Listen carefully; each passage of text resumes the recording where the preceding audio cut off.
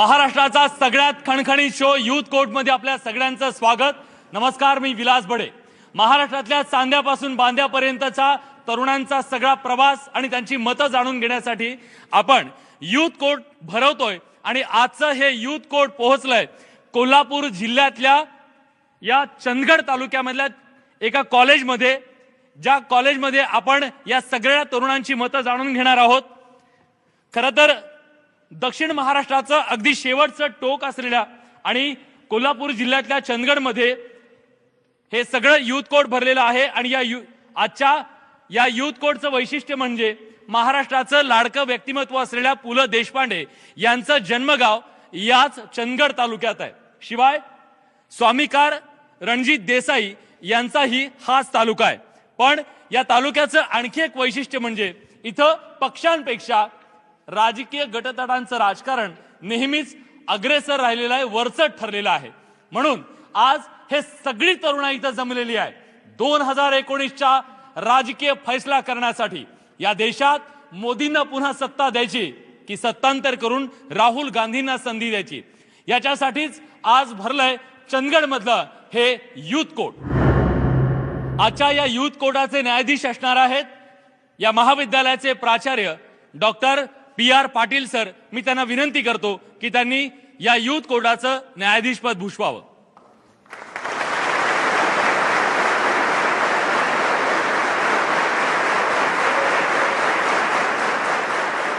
कोर्टाची कारवाई सुरू करण्यात यावी।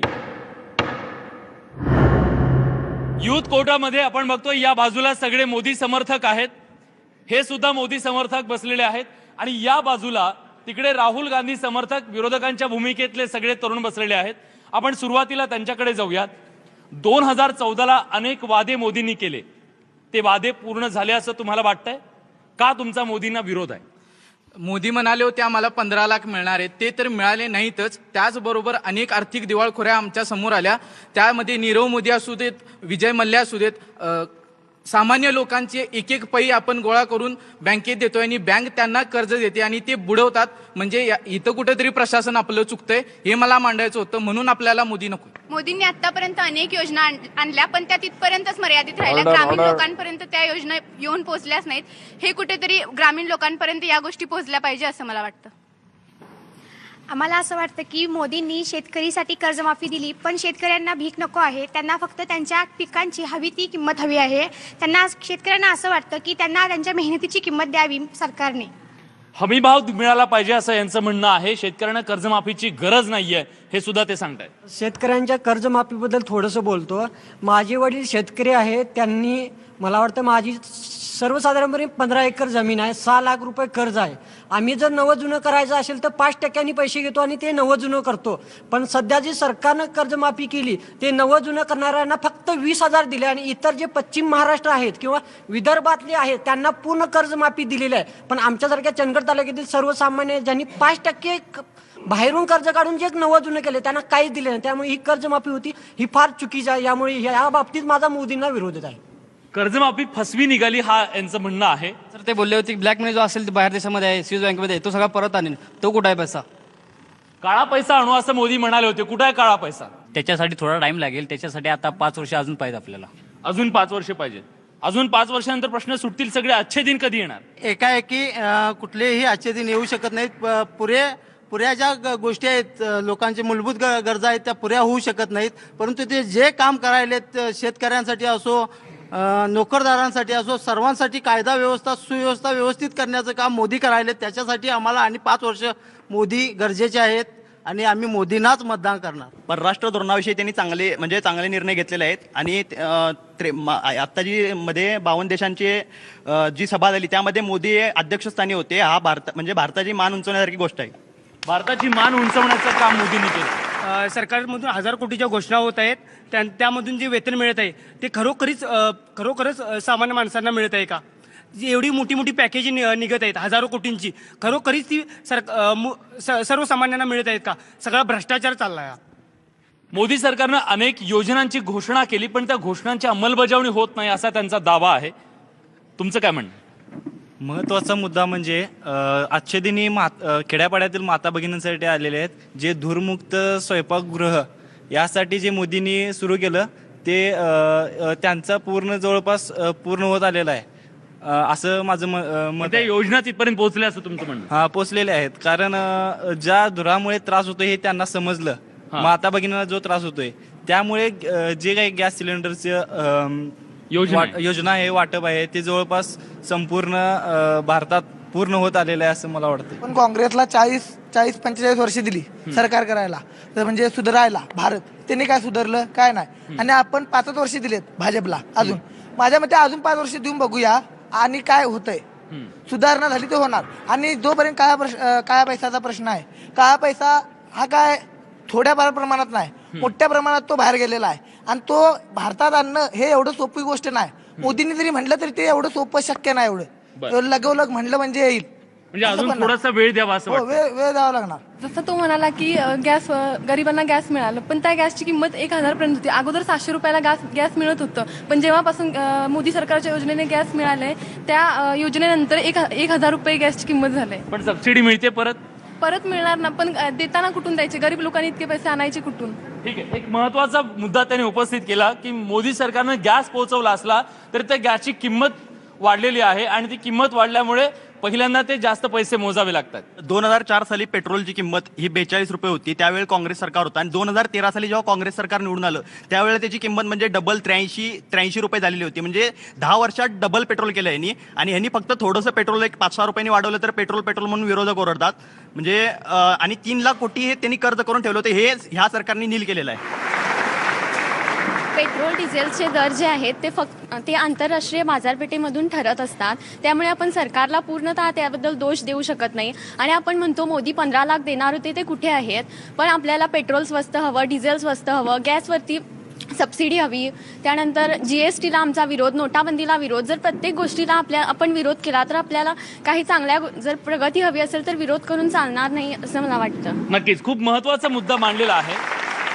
जर आपल्याला प्रगती हवी आहे, अनेक गोष्टी सरकारकडून हव्या आहेत, तर थोडासा वेळ लागेल आणि त्याला विरोध केला नाही पाहिजे असं त्यांचं म्हणणं आहे. बोला. आपल्या देशात महिलांवर होणाऱ्या अत्याचारांचं प्रमाण दिवसेंदिवस वाढत चाललंय. मग ती दिल्लीतील निर्भयाची घटना असो किंवा कोपर्डीच्या ताईची घटना असो, हे सर्व म्हणजे आपल्या देशात महिलांना संरक्षण मिळालं पाहिजे. शिवाजी महाराजांच्या काळात महिलांवर अत्याचार करणाऱ्यांचा चौरंग केला जात होता, तसं शासन आता आलं पाहिजे. लोकांच्या मनात भीती निर्माण झाली पाहिजे. आपल्या देशात महिला ही आरक्षणापुरतीच मर्यादित नसून तिला संरक्षण देता आलं पाहिजे असं मला वाटतं. नक्की सर, मोदींना जर मदत घ्यायची असती तर त्यांनी नोटबंदी, GST यासारखे मोठे निर्णय घेऊन सगळ्या व्यापाऱ्यांच्या किंवा सर्व भारतातील जनतेच्या विरोधात जाऊन निर्णय एवढे मोठे घेतले नसते असं मला वाटतं. काही कठोर निर्णय मोदींनी घेतले आणि त्याची किंमत सुद्धा त्यांनी चुकवावी लागते, पण त्यांनी निर्णय घेतले असं यांचं म्हणणं आहे. सर, GST किंवा नोटाबंदी ह्या निर्णयांमुळे काही प्रमाणात तोटा झाला असेल, पण बऱ्याच प्रमाणात ऑनलाईन बँकिंग वगैरे वाढलेलं आहे आणि आपला ऑनलाईन बँकिंग किंवा हे सगळे व्यवहार ऑनलाईन झाल्यामुळे हे डेव्हलपमेंटची सुरुवात झालेली आहे. नक्कीच डेव्हलपमेंटची सुरुवात झाली आहे काही महत्वाचे निर्णय घेतल्यानं. सर, नोटाबंदी केली, पण नोटाबंदी केली ह्याचा जास्तीत जास्त तोटा म्हणजे शेतकऱ्याला झालाय. आत्ताच परवा आपलं आर्थिक बजेट फायनल झालंय. हेच बजेट आपण मोदी सरकारने 4 वर्षापूर्वी का नाही हे केलं? आत्ताच का? हे निवडणुकाच्या पूर्वीच हे आर्थिक बजेट ह्या स्वरूपाचं का? हे खरंच आपल्यासाठी आमिष आहे का? मोदी साहेबांनी 500, 1000च्या नोटा बंद केल्या, 2000च्या नोटा चालू केल्या. 2000च्या नोटा चालू करून त्यांनी देशाचं आर्थिक चलन वाढवलं. पण मी त्यांना विचारते, आज सुद्धा भारतातील शेतकऱ्याचं जी मजुरी आहे ती 25 रुपयापेक्षा वर का नाही आहे? मोदी सरकारने 550 योजना आणल्या, digital India, skill India, make in India. पण आपल्या बेरोजगारीचा प्रश्न आहे तोच आहे, पण त्याच्यापेक्षा पण गंभीर बनत चाललाय. हे सरकार आता तरी काय करणार आहे का या बेरोजगारीबद्दल? कारण युवक आत्महत्या करायला लागलेच. देशासाठी ज्या महान व्यक्तींच्या डोळ्यातून अश्रू येतात, ती व्यक्ती देशाचं कधीच वाईट चिंतणार नाही याचं मला पूर्ण खात्री आहे. त्यासाठी पुन्हा एकदा 19 मध्ये मोदीजींना संधी देण्यामध्ये काहीच हरकत नाही. 19ला नव्हे तर 24ला पण देऊया. सर, आज देशात नरेंद्र मोदी म्हणजे भाजप सरकार एक साईडला आहे आणि सगळे विरोधक एकत्र एकवटलेत. याचं कारण काय? ही जनता म्हणजे काय फक्त एकटा नरेंद्र मोदीच्या विरोध का? कारण यासने काही भ्रष्टाचार करता येईना किंवा इतर काही गोष्टी करता येणार म्हणून यांच्या विरोधात आहेत. काँग्रेसच्या 70 वर्षाच्या काळात त्यांनी आतापर्यंत काही केले नाही. नरेंद्र मोदीने आतापर्यंत ऑटोमोबाईलमध्ये जगात 3रा क्रमांक मिळवला आहे.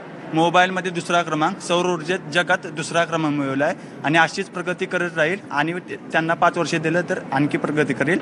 आतापर्यंत खूप नेते आहेत ज्यांच्यावरती अनेक भ्रष्टाचाराचे आरोप आहेत आणि ते सिद्ध सुद्धा झाले आहेत, पण मोदींवरती एकही भ्रष्टाचाराचा आरोप नाही. आणि आज आपल्या देशातला सगळ्यात मोठा प्रश्न हा भ्रष्टाचार आहे. त्यामुळे मोदींना पुन्हा एक चान्स द्यायला काहीच प्रॉब्लेम नाही, कारण ते त्यांच्यावरती कुठलाच भ्रष्टाचाराचा आरोप नाही आणि ते भ्रष्टाचार विरोधी आहेत.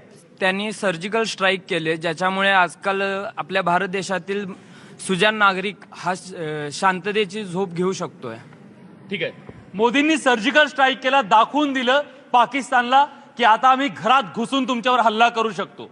म्हणून मोदी आवडतात. तुम्हाला काय आवडतात? आता जे सांगितलं नोटाबंदीमुळे काय साध्य केले मोदींनी आजपर्यंत पाहिलं. नोटाबंदीमुळे सामान्य वर्गाचे खूप हाल झाले आहेत. त्याबरोबरच कालच जे बजेट त्यांनी जाहीर केले त्यामध्ये शेतकऱ्यांना 15,000 रुपये वर्षाला दिले आहेत.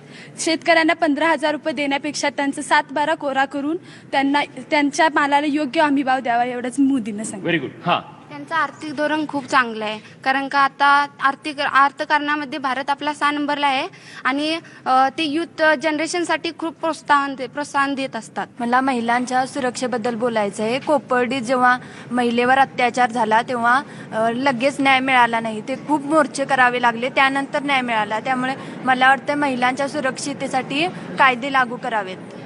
कोण करू शकेल वाटतं? हे कायदे लागू मोदी करू शकतील की राहुल गांधी? मला वाटतं मोदी करू शकतील, पण त्यांना थोडा वेळ द्यायला हवा. मोदींना आणखी वेळ द्यायला हवा असं यांचं म्हणणं आहे. मोदी सरकारला माझा पाठिंबाच आहे, पण मला त्यांच्याबद्दल 2 गोष्टी मी विरोधात आहे. एक म्हणजे वैद्यकीय बाबतीत.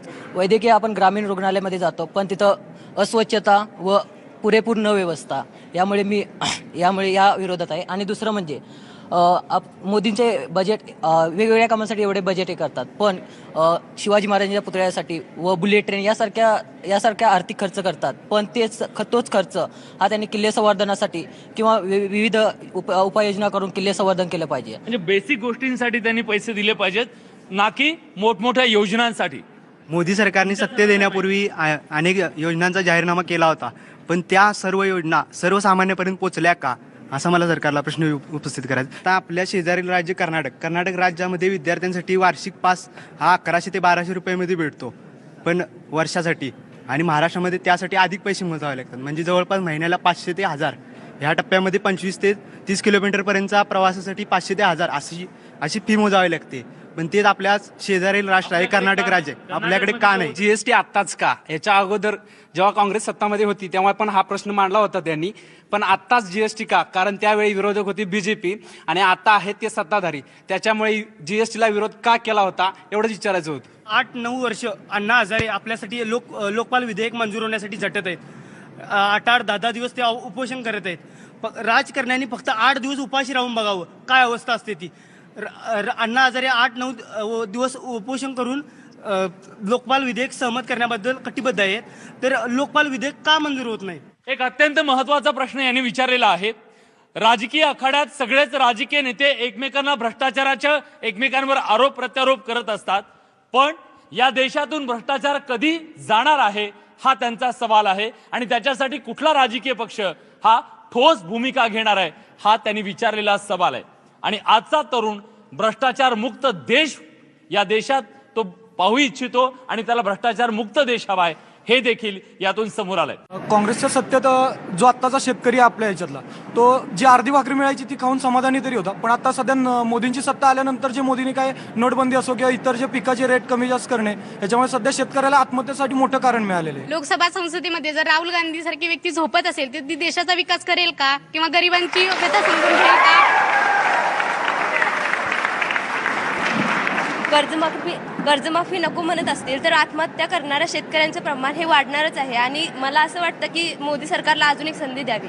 काँग्रेसकडे सत्ता दिलेली असताना एकही निर्णय असा झाला नाही की त्यावर आम्हाला देखील चर्चा करावी असं वाटेल, पण जेव्हा भाजपची सत्ता आली तेव्हा मात्र त्यामध्ये तरुणांनाही चर्चा करावी आणि आपणही आपल्या देशाचं काय चाललंय हे बघावं असं वाटलं. माझा मोदी सरकारला पाठिंबा आहे. मोदी हे एक स्पष्ट वक्ते आहेत. या अगोदर पाहिले होते की जे पंतप्रधान होते मनमोहन सिंग ते युवकांमध्ये संपर्क साधत नव्हते किंवा त्यांच्याशी चर्चा करत नव्हते. पण आता मोदी ज्या आले तेव्हापासून त्यांनी मन की बात किंवा आता 2 वर्ष बघतोय की परीक्षा पे चर्चा, ज्या अवस्थेत विद्यार्थी कठीण अवस्थेत असतात त्यातून बाहेर काढण्यासाठी काउन्सिलिंग गरज असते, ती नरेंद्र मोदींनी दाखवून दिले आपल्या वक्तृत्वातून. आपण बघितलं की आता तरुण देशाबद्दल नेमका काय विचार करतो, त्याच्या स्वप्नातला भारत नेमका काय आहे, त्याला मोदी हवेत तर का हवेत आणि राहुल गांधी नको तर का नको, या सगळ्याची बेधडक उत्तर आपण ऐकलेली आहेत. पण या युथ कोर्टाचा अंतिम फैसला जाणून घेऊयात न्यायाधीशांकडून. आजच्या या युथ कोर्टामध्ये विद्यार्थ्यांनी आपली राजकीय मतं अत्यंत परखडपणे या ठिकाणी मांडलेली आहेत. काही विद्यार्थ्यांनी या सरकारने जी आश्वासनं दिली होती त्यांची पूर्तता अद्याप का झाली नाही अशा प्रकारचे प्रश्न उपस्थित केले. तर काही विद्यार्थ्यांनी या मोदी सरकारला या सर्व गोष्टींची उत्तरं देण्यासाठी किंवा या सर्व प्रश्नांचं समाधान करण्यासाठी आणखी काही वेळ द्यावा लागेल, त्यासाठी मोदी सरकारला पुन्हा निवडून आणण्याची गरज आहे अशा प्रकारची मतं मांडली. शेवटी फैसला हा तुमच्यावरच सोडूया आणि आजच्या या कोर्टाची या ठिकाणी कारवाई समाप्त होत आहे.